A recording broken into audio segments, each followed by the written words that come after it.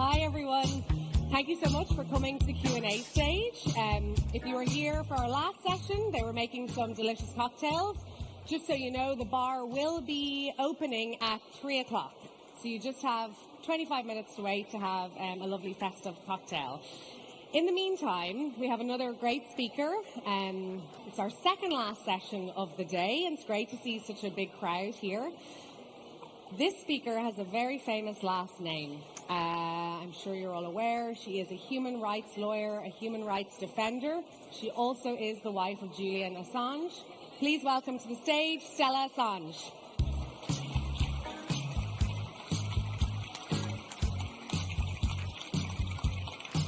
Welcome, Stella. Thank you. Now, Stella, you were just telling me you have literally flown in this morning to be here with us. That's right. I came straight from the airport because I was in Oslo, where it was minus 7 degrees. Oh, wow. So complicated packing. Yes. Okay. And what were you doing in Oslo? So I was there because Julian received the Ossietzky Prize, which is given by PEN Norway. Wow. And PEN is an organization that supports writers in prison. And yesterday was the International Day of Writers in Prison. And Julian's a writer as well as a journalist, a publisher, and a political prisoner. And yeah, they awarded him the prize, and I went to collect it. Amazing. That's great. And have you been, is this your first time at Web Summit? Yes, it is. I'm very happy to be here. Well, we're delighted to have you. I think there's probably a lot of questions that people are eager to ask. So raise your hand if you have a question, and one of our lovely volunteers will bring a microphone to you. I think we have someone here in the front row. Let's begin there. Hi, my name is Stephanie Costa. I'm from the Brazilian press, Headflow. How important is it to participate in an event that was boycotted for the ex-CEO condemning the war crimes of the state of Israel in Palestine? And do you believe that President Lula will be able to grant political asylum to Julian Assange? Thank you. Well, I'm very grateful to have been invited. And both Julian and I are strong advocates for free speech. WikiLeaks is a free speech publication. And of course, Julian is being persecuted and imprisoned because of what WikiLeaks published. And President Lula da Silva has been incredibly supportive, raising Julian's case wherever he can, as I am today.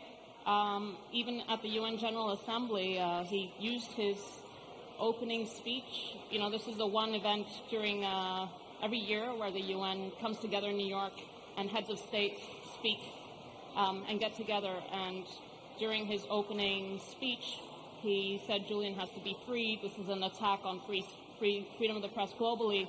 And it was a really unprecedented moment where this room full of heads of state of the world just spontaneously started clapping when Julian was mentioned. So we need a lot more of that. We need Julian to be at the top of the talking points of everyone who believes in free speech and free press in every fora, because this is really the fight of our generation for free and open democracy. Thank you. Another question. Don't be shy now. Everyone's arrived. We have a question here. Hi, I'm Fernando from Headflow, and I would like to know about the use of artificial intelligence regarding the social media regulation in terms of journalistic work, and how could that affect professionals in that area?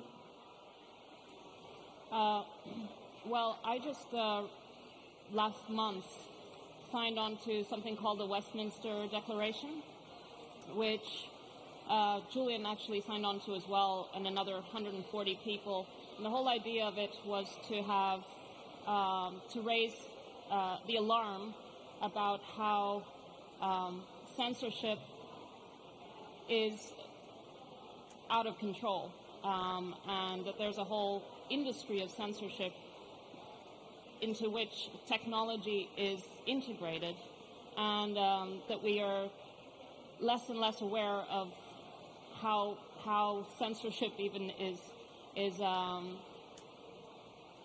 being implemented from, the Overton window of acceptable positions to, those positions even being able to be aired or spread or heard and so on. But I think it's part of a bigger problem in which there is a culture of, in which information has been problematized and securitized, and the premise that information is dangerous and that the public needs to be mediated, information needs to be mediated, and the public has to be basically treated like infants, creates a huge imbalance. And obviously this is, technology plays a key role, and we need a lot of leaders in this area to push back. So, I see a question over here. Thank you. Congratulations to Julian on the Ossietzky Prize, and thank you for visiting Norway, which is my home country. And I just wanted to ask you what awards and recognition like that from organisations like PEN International does for the work and for the work of democracy and freedom of speech. Well, the reality is that when all other legal, political systems fail, these kinds of prizes can be extremely protective and even life-saving. I often think sometimes you see prizes awarded to people who already have a lot of recognition, and it doesn't do much to protect them because they don't need protection. We need to see more prizes and more prizes given to people who are really in need of them, because in a case like Julian's, which is purely political, there's a battle over narrative, and recognition like the Ossietzky Prize. Maybe I should say something about Ossietzky himself. So that I didn't know who von Ossietzky was, Karl von Ossietzky. He was a German journalist, and in the 1920s, he revealed how Germany was rearming, how it was violating the Treaty of Versailles, and he published about it, and so he was thrown in prison and accused of treason. There are lots of parallels with Julian. They both exposed warmongering 100 years apart. And then in 1936, I think, the Nobel Peace Prize was given to Ossietzky, and it was the first time that Nobel Prize became kind of political, and there was a lot of opposition in the Norwegian establishment. The king didn't attend the prize ceremony because it was very, making it uncomfortable for relations with Germany. And ultimately, he died in a concentration camp in 1938. But yes, in you can see the clear parallels with Julian's case. And Julian, of course, has won lots of prizes. I lost count, about 30-something. I should count them again. But just there have been so many shows of support.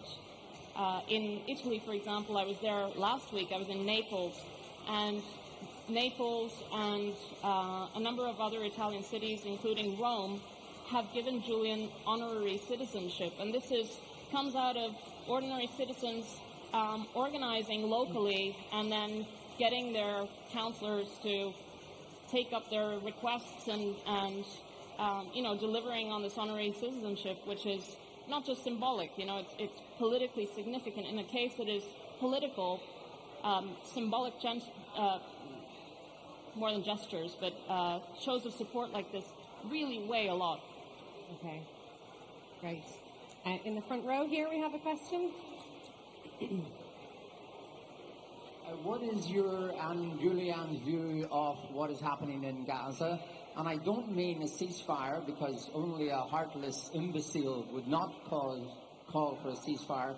But do you think Palestine deserves to have its own country recognized by all international bodies? I can't speak for Julian, and this is part of... I often get asked what Julian's opinion is about one thing or another. Julian, of course, is the person who has contributed the most to revealing the true motivations behind conflicts and war and warmongering. He has stood up for the voiceless, for the defenseless. And, of course, part of the reason why he's imprisoned is so that he cannot give his opinion right now, today, right here. There was a visit by the International Federation of Journalists, the president of the International Federation of Journalists, to Julian in Belmarsh Prison.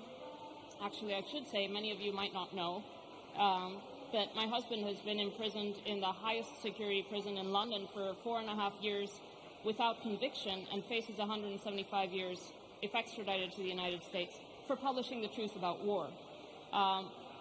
Anyhow, there was a visit from the International Federation of Journalists president, and although he is effectively gagged from speaking, he did manage to get a message out through her in which he expressed his extreme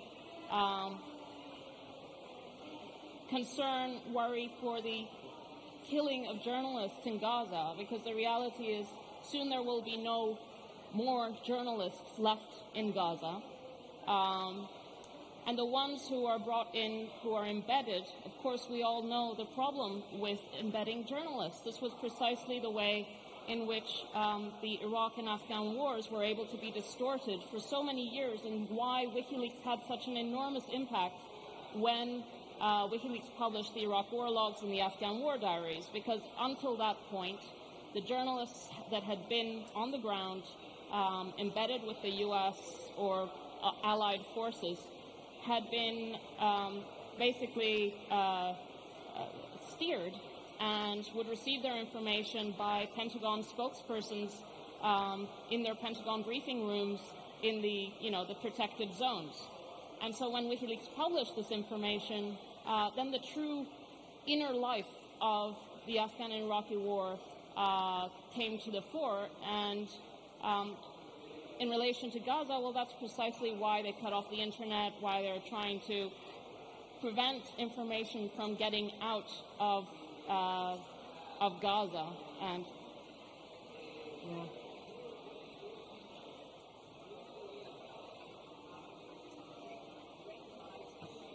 You believe that Palestine should have its own country recognized by international bodies? And have you discussed this with your husband? And what's his views? I'm not going to state my discussions with Julian because it would misrepresent the fact that he is silenced.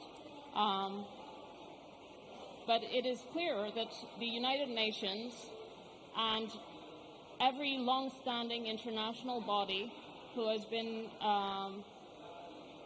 involved in monitoring, and many, UN workers as well as people living in Gaza killed, and they're being ignored. And this is, I think, a really critical moment that is testing the international setup post-World War II, and it could break it. Okay, I think Stella has answered your question a couple of times. Actually, she didn't. I asked her opinion on whether you think Palestine should be a country recognized by international bodies. It's a fairly simple question to ask. Okay, I think we'll move on to the next question. I have one back here. Thank you. Hello. You already talked about AI and the dangers of censorship. I want to know what's your opinion. How can we use tech to protect freedom of speech on the opposite side? Well, fighting for Julian's freedom is key, because Julian is not just any publisher, journalist, or advocate for freedom of speech. He is an innovator. He is the founder of the most consequential information platform on the internet, transformed journalism, but also transformed the information landscape and democratized information. And basically his imprisonment is a signaling to everyone, not just to not make another WikiLeaks, but that we are in a different kind of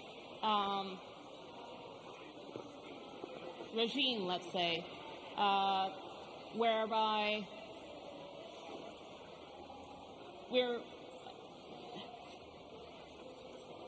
if you speak out freely, if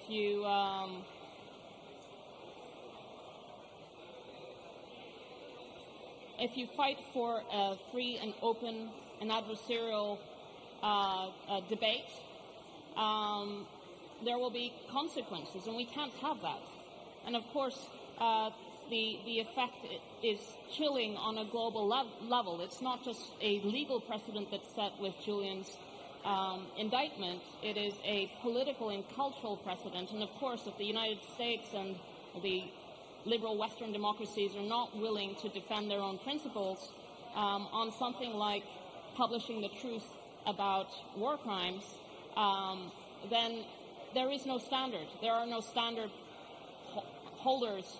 And Julian is a technologist, and he would be much better placed than me to be able to address this issue. But he's a thought leader, and that's partly why he has been imprisoned, because he established a new innovation that was so effective that effectively democratized information and took away the monopoly over information that the media, the legacy media, had at the time. And obviously this had a huge disruptive effect. Thank you. We have a question in the center. I would like to ask, what can we do as individuals to fight and help the freedom of Julius? Thank you. Well, there's a global movement to free Julian. As I said, there are local actions all over the world. I'm not. Italy is very, very active. Germany is very active. In Australia, Julian has about 80 to 90% support from the population. Both sides of politics are saying he should be freed and so on. But it's a political case, and it means it needs a political movement. I mean, a popular movement to keep pushing for his freedom. So I have, there's something called Free Assange Emergency Toolkit.com. And if you follow me on Twitter, Stella _Assange, I'm also on Instagram. Keep involved with the case. Obviously, there are a lot of people with a lot of great skills that could be used by the campaign if you're wanting to contribute. And obviously, financial support is always needed, because a huge amount of resources have been spent on putting Julian in prison and defaming him and taking his liberty away, and we need a lot of resources, that's reality, to fight both politically and legally for his release. Great, thank you. We have a question just here. Hi. In the age of misinformation and the rampant spread of that, especially in the current climate, who, in your opinion, do you think is getting it right as far as the bigger media companies, like the New York Times or Al Jazeera? It seems really hard to find the truth because of all the bias and the interest of other parties. Well, I think the trick is to not rely on any one outlet. You know, you have to sample different outlets, understand the conflict of interests that Al Jazeera might have in relation to Qatar, for example, and likewise the BBC and New York Times and so on.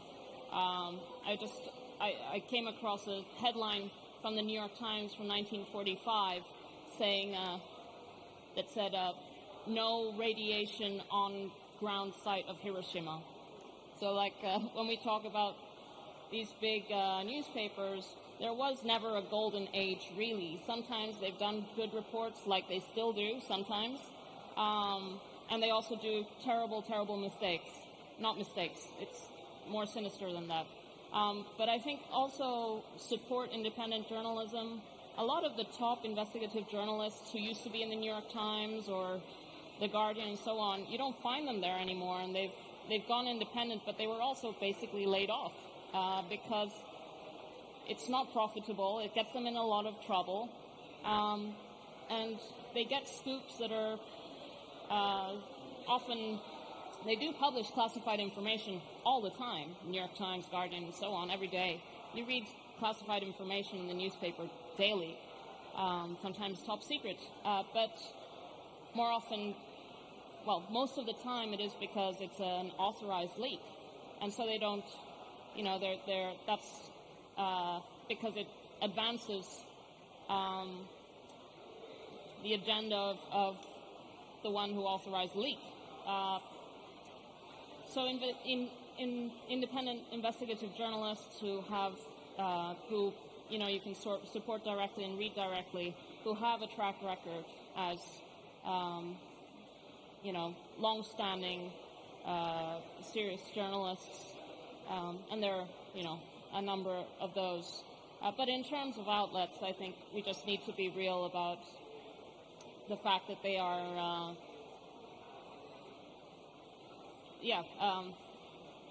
you're never going to get,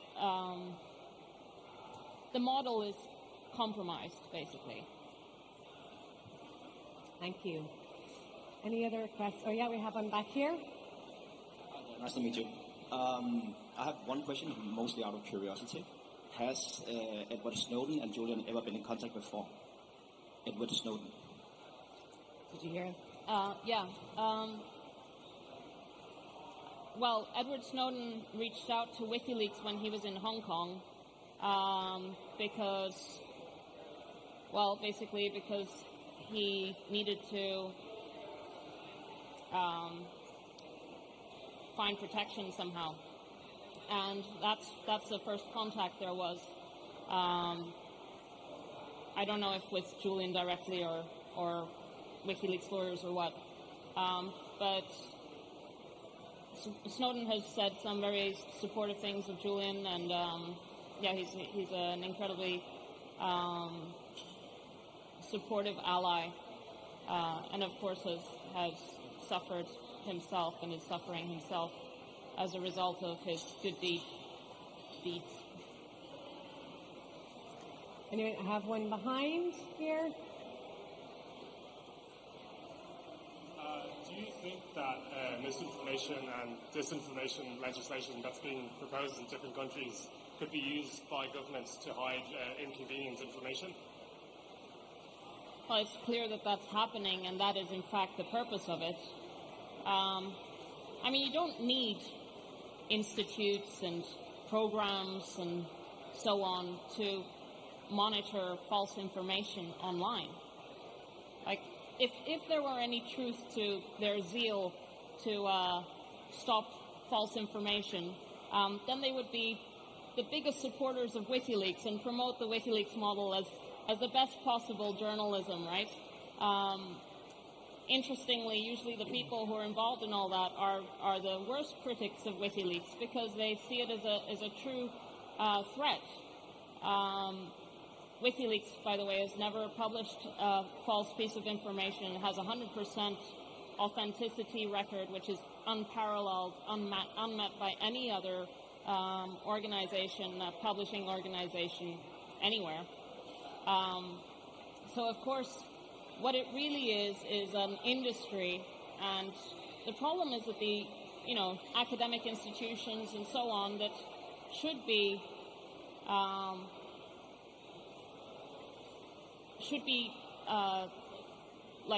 criticizing this whole industry. They're in on it because there's a whole subsidy of academic institutions and think tanks, and you're in university, you're graduating, you're applying for jobs, and there are lots of jobs in this disinformation, misinformation complex. So, I mean, that's a really big problem, and that there isn't a similar, job market and incentives and basically money flow in the truth market. But obviously, if there is a big popular interest in the truth market, though, and you can see it by how people vote with their feet and with their eyes when they're getting their information from elsewhere, and not and give no credence to, whatever it is. I forget the names of these organizations that are supposed to vet information that are completely have no credibility whatsoever. Of course, the Twitter files made it a really good, showed, not the full picture, but a very good picture of what was really going on. And of course, another problem, which is connected with this, is the revolving door between government, intelligence agencies, and tech companies at the top. It's the same people, and they're not recruiting from, into key positions. You need people from, privacy, human rights, journalism, people who are actually have cut their teeth on this stuff, on truth. But rather, if they come from government, if they come from the intelligence agencies, and so on, the incentives are just not right. And then, of course, tech companies don't want to be regulated, so it's a very difficult problem to solve, because, the EU is just loving this disinformation, the new disinformation age, because it allows them to regulate the hell out of the internet. Any other questions? We have time probably for one more. One here in the front row.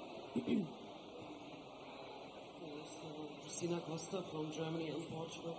I would like to know how you would define the difference, being a journalist myself, between the investigative journalists networks which came up after WikiLeaks and why they might be more accepted than what your husband did. Well, I think it depends on what they do. Julian is being basically punished as a deterrent for others to not overstep the line.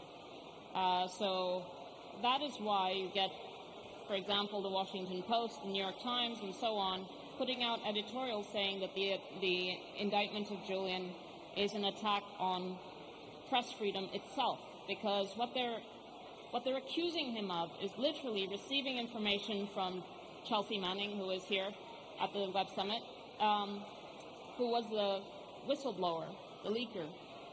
She sent information to Julian or to WikiLeaks, and WikiLeaks possessed it. That's another charge. WikiLeaks possessed the information and transmitted the information, communicated it to the public. So this is the prohibited activity: receiving, possessing, communicating to the public.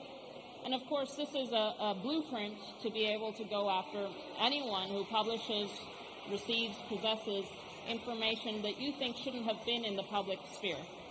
So the legal precedent is set. And for example, as soon as Julian was arrested, Glenn Greenwald faced similar charges in Brazil in relation to his publications exposing the Bolsonaro government. So, and in fact, after Julian's indictment, we've seen an increase in prosecutions of journalists. In France, there's this journalist who published information about how French intelligence was assisting Egyptian intelligence agencies with information about dissidents. And then she got arrested in France and is facing prosecution. I'm not sure where the case is at, but this is an increase, and basically journalism has become a lot more dangerous because of the step that has been taken against Julian, because it sets a new environment, a new threat model for journalists, and of course, very few journalists are actually going to, who in their right mind would publish, the Chelsea Manning leaks today, knowing what has been done to Julian.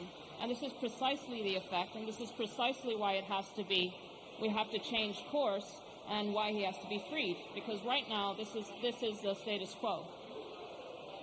Thank you, Stella. We're going to have to leave it there. Stella's on her way to centre stage if you'd like to hear more. Her talk is on there at 3:35. Thank you all so much for your questions, and please give it up for Stella Assange.